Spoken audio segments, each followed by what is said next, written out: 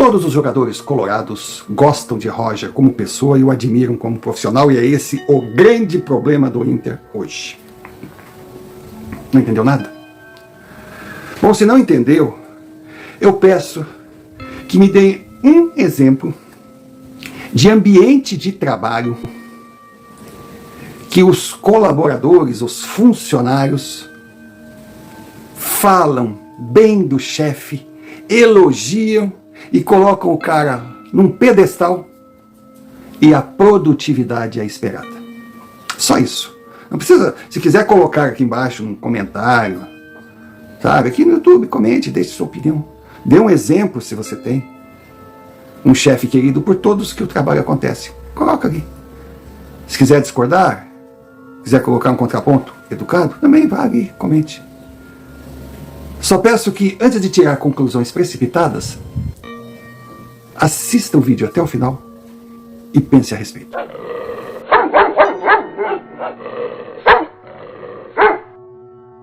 Hora de sentar no sofá para uma boa prosa. E o assunto de hoje irá girar em torno da arte do administrar. Sem sacanagem, de boa. Se existe algo mais complexo, com certeza o capeta guarda enterrado com ele lá no fundo dos quintos. Não é fácil. Não tem uma regra básica. Cada caso é um caso por uma simples razão. Lida com seres humanos. O animal mais complicado e melindroso aqui na face da Terra. Porque quando a gente fala administrar, o que vem na cabeça? O óbvio. É um grupo, independente do número de pessoas, que é comandado por um indivíduo. Em resumo, é isso. É um navio que tem que seguir o seu curso e precisa do comandante. Se não houver comando, o navio ou andará em círculo ou ficará à deriva. É assim. Tem que ter quem manda. Porque, teoricamente, a figura do chefe, do gerente, do diretor, seria totalmente descartável se cada membro do grupo fizesse a sua parte. Mas ao pensar dessa forma, a gente entende a importância do comando. Porque não há entre os humanos aquele incentivo coletivo de pensar num bem maior. Não, cada um pensa no seu interesse e quer agir dentro daquilo que acha certo. Ou seja, uma empresa sem comando, dando liberdade, ela se tornará uma torre de Babel. E o resultado final será uma tragédia anunciada, pois longe do objetivo que faz aquela engrenagem existir. É simples. É simples a gente entender a dificuldade. Agora é complicado a gente solucionar ou ter uma regra para o problema.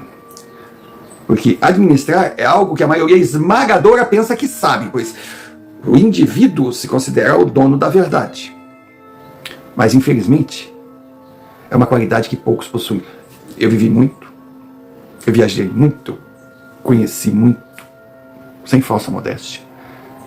Não sei, não direi nunca que sei tudo, mas aprendi um bocadinho. Já fui comandado, já comandei e hoje eu tenho certeza. Eu não estou preparado para gerir. Eu não sou um bom gestor, por uma série de fatores. O bom gestor, ele é a pérola da ostra, da empresa, do navio, da instituição, da associação, do raio que os parta. Porque um bom gestor é garantia de um resultado final dentro do esperado. Então, se já é complicado em atividades, digamos assim, menos exigentes, que não gire tanto dinheiro, que tenha uma forma de delegar poderes. Agora imaginem dentro de um vestiário de futebol que o técnico é o responsável. Aí pode ter auxiliar, ele pode ter assistente, ele pode ser isso, ele pode ter aquilo, mas ele é o responsável. E ali, ele lida com um problema bem maior. Ele lida com profissionais que ganham mais que ele, que são celebridades e considerados mais importantes na hierarquia social do que o seu chefe. Agora, pensem o que é chegar num vestiário no início de uma semana, após uma derrota avassaladora ou uma vitória espetacular, e ter que começar do zero e colocar uma linha de trabalho para os próximos dias, diante de estrelas de primeira grandeza, com um ego absurdo, com uma arrogância, com aquela certeza de ser o suprassumo, o grande destaque. Pense em ter que encontrar um denominador comum que satisfaça a todas as diferenças que estão ali, saltando aos olhos. Então, é fácil de perceber. Se for aquele treinador tipo ditador, eu mando aqui, dias contados. Ele terá um grupo contra ele, e que é o grupo que põe em prática o ato de jogar. Ou seja, se o elenco quiser derrubar o técnico, em 2 toques ele cai. Agora pense naquele treinador, sabe, amigo, bonzinho, que ouve a todos, que acha que todos têm direito de se manifestar. Esse aí vai chegar naquele limite perigoso que simplesmente confirma o já consagrado pela sabedoria popular: quem é amigo de todo mundo é inimigo de si próprio. Então, qual é o segredo? Não tem assim, como eu disse, aquela regra básica, bom, faz isso que dá certo. Não. Primeiro é sensibilidade. É enxergar cada jogador como um indivíduo e um cavalo selvagem a ser domado. É colocar a tropa com cada peça no seu devido lugar. Mas para isso precisa ter habilidade e também espírito de liderança. Não tem como. Se for perguntar para cada atleta como ele gostaria de jogar e como ele acha que a equipe tem que se portar em campo, vai enlouquecer. Que o zagueirão ele quer truculência, o centroavante ele quer força, o meia armador ele quer que trate bem a bola, os alas querem velocidade, o volantão quer suor. É assim. Cada um enxerga o jogo da forma que é e pensa. Que situação. Aquele técnico que sabe o problema que tem para administrar. Então ele dá voz. Ele escuta. Ele peneira, vamos dizer assim, o que cada atleta tem a dizer. E forma um conceito que é o somatório de tudo. Aí ele chega e diz: todos estão certos, todos se equivocam, eu estou certo, eu me equivoco, não existe a verdade absoluta, mas tem que existir uma linha a ser seguida. Então, diante de tudo que eu ouvi, eu tirei uma conclusão, certa ou errada, o tempo dirá. Mas nós vamos seguir essa forma de treinar e jogar. E essa tem que ser seguida. Porque não é ele o dono da verdade, mas é ele o responsável para dar a última palavra. E a última palavra dele tem que ser obedecida cegamente. E lógico, sempre terá um ou outro de narizinho virado, aquela coisa toda. Mas ele tem que se impor. Porque se o jogador, o elenco, perceber fragilidade, aí vão começar a surgir líderes que vão formar grupos que tenham maior afinidade. Ou seja, um elenco rachado cheio de panelinhas. É complicado. Vida de treinador não é fácil. Quem dera para o técnico de futebol que a sua única missão fosse colocar sistemas de jogo, táticas, fundamentos. Não. Vai muito além disso. Mas por que eu estou divagando? Por que eu estou andando em círculo nesse assunto? Sendo até superficial, para não querer me aprofundar muito, que daí eu teria assim, daria um ar professoral, e também não correr o risco de deixar claro o pouco que eu entendo sobre o assunto. Mas eu só quero chegar em Roger Machado, vestiário do Esporte Clube Internacional. Eu tenho repetido aqui, não é uma opinião minha, é o fato que vem se comprovando durante a carreira do treinador. Ele chega chegando, ele coloca o que ele sabe de futebol, sabe muito. Mas por quê?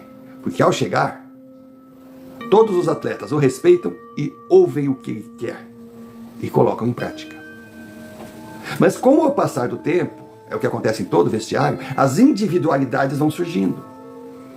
Então o jogador começa a discordar disso, outro daquilo, outro quer aquilo outro, aí começa zum zum zum, começa a carinha feia. Que seria a hora de Roger mostrar a sua habilidade administrativa, mas daí ele peca até pelo jeito dele ser, até pela ideologia que ele defende, ele deixa claro, é aquela coisa socialista, todos têm direito, a gente tem que dar ouvidos, mandar é ditadura. Sabe aquela teoria linda, maravilhosa, perfeita da igualdade que dá certo sempre, a não ser em casos que estejam envolvidos os seres humanos, porque não adianta, é instintivo, é animal. Se tiver 2 animais da mesma espécie juntos, um vai querer comandar. E se tiverem 30, todos 30 vão querer o comando. Aí quem vai obedecer? É a hora do Rei Leão chegar e dizer, opa, aqui quem manda sou eu. E aí Roger não chega. E quando essa situação surge, que está acima da capacidade até humana, não só profissional, o homem Roger Machado começa a se perder. Aí tudo aquilo que ele passa, tudo aquilo que deveria ser seguido pelo jogador, deixa de ser. Não por falha dele, mas por vaidades de quem ele comanda.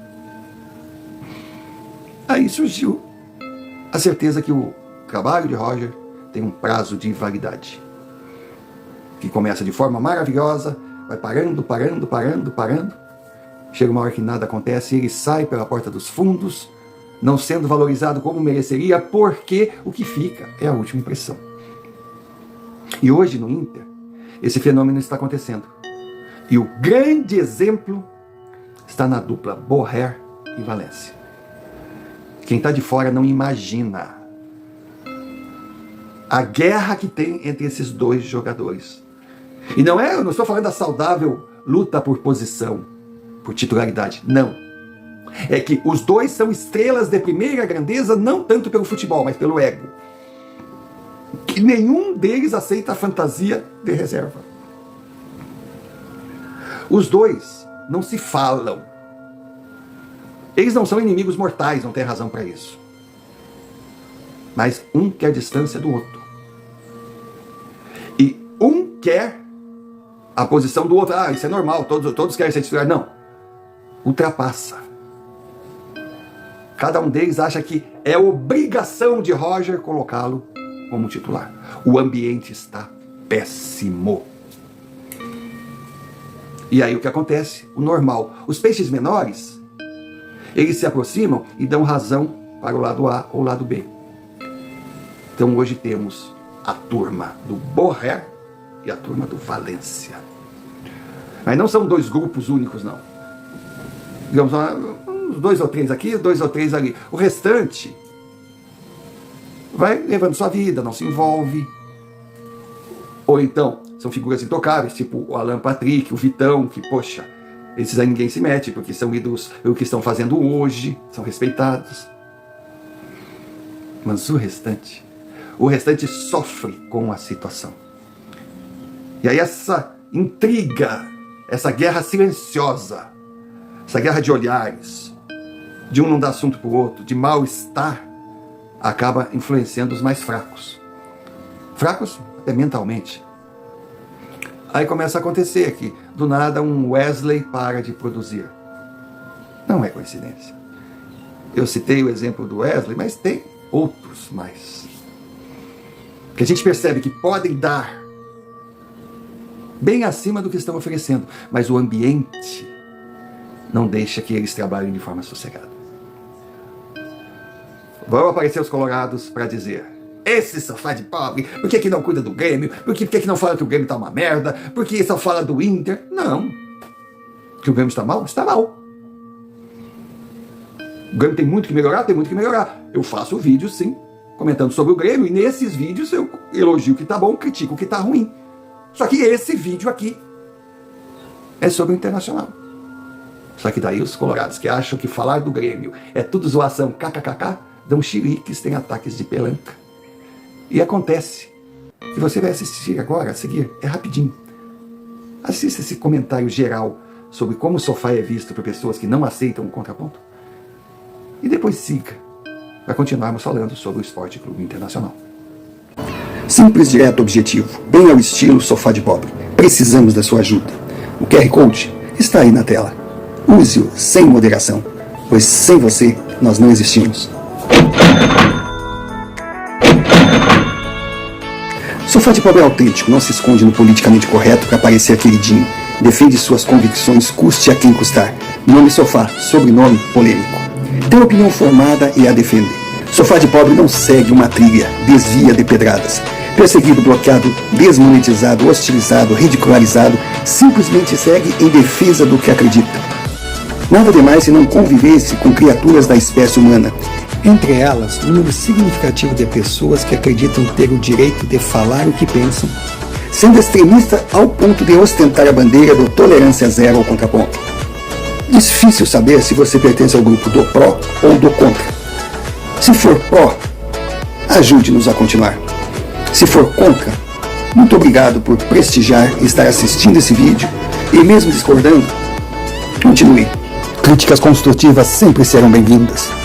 As ofensas para nós são a certeza de que estamos no caminho certo, pois diante das reações intempestivas que enfrentamos, temos a certeza que o que falamos tem sim a sua importância, por serem verdades sempre baseadas em argumentos concretos, difíceis de serem desmentidos.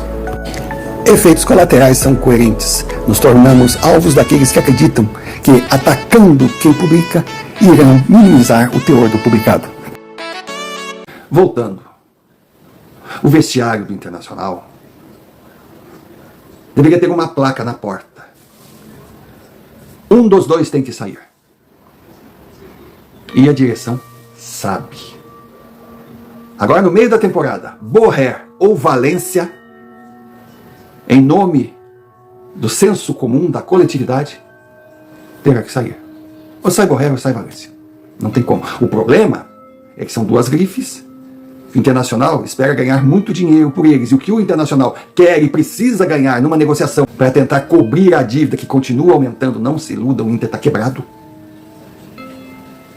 Ele vai jogar lá em cima um preço que ninguém irá pagar. Então, se acontecer o pior, Borré e Valência, Valência e Borré continuarão. Não naquela saudável briga para ser titular, briga por posição, não. Mas numa guerra íntima que está acabando com o vestiário. Mas a solução nesses casos seria só a venda? Não. Seria um treinador de mão firme chegando e dizendo: olha, agora aqui vai ser isso aqui. E vocês vão obedecer. Vocês vão fazer. Porque acima de tudo, vocês podem ser estrela, vocês podem ser o que foi. Mas vocês são funcionários do clube e têm que cumprir e irão cumprir. Se eu perceber algo de errado, será banco. E pode ser banco para os dois. Tem que se impor. Agora, Roger não é o homem para fazer isso. E eu só citei o exemplo de 2 jogadores. Existem outros. E infelizmente, para o Inter, o prazo de validade de Roger está chegando ao fim. Você pode concordar ou discordar. Toda opinião aqui é respeitada. Desde que o contraponto venha embasado, venha focando no que foi colocado aqui, venha desmentindo a tese com argumentos, e não se resuma a chiliques, ataques de pelanca, a ofensas pessoais a quem publica, porque ficar atacando o mensageiro não minimiza em nada o teor da mensagem. Ou então tentativas de desviar focos, citar outros casos, sabe, mudar de assunto, misturar conversas, para tentar esvaziar. Porque não será assim, fazendo de conta que o problema não existe, que o torcedor colorado irá ajudar o Internacional.